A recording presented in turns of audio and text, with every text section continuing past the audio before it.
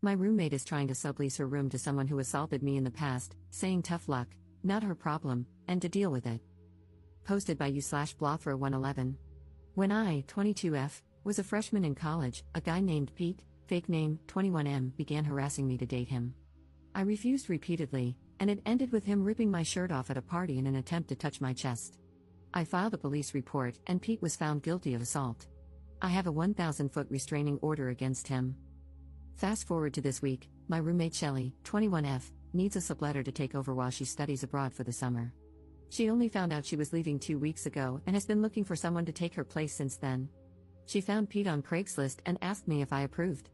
I showed her my court documents, but Shelly claims she can't find anyone else and says I will have to deal with it. We got into a heated argument, and she left the apartment.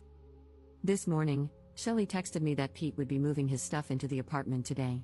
I called the police, but since Pete hasn't shown up yet, they said they can't do anything. Shelly also says she will stay for the remainder of the week.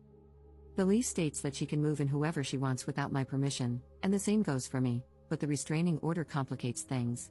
The landlord told me it's between Shelly and me to figure out. Both Shelly and I have 1-year leases that expire in December with the same terms. Commenter.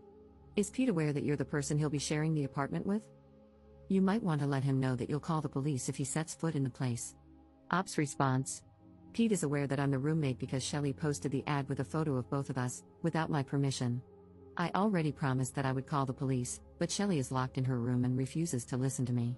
I'm sitting by the door with 911 pre-dialed. Commenter. I agree with the consensus to call the police the moment he arrives. Has he actually signed anything, like a sublet agreement?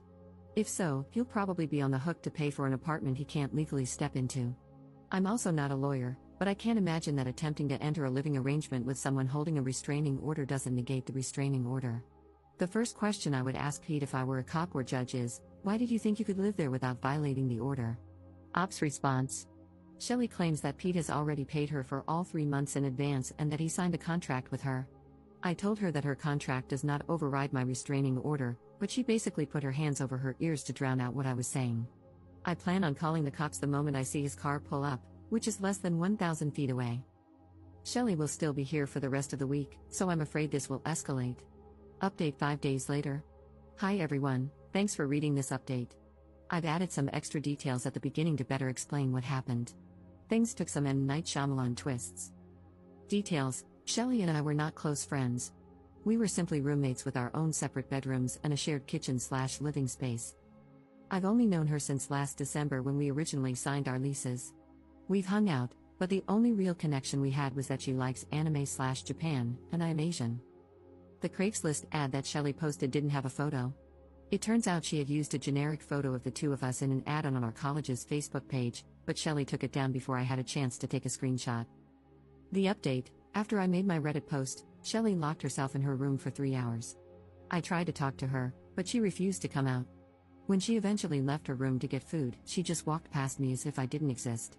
Everyone I called told me that until Pete actually showed up, no crime was being committed, so I couldn't report it.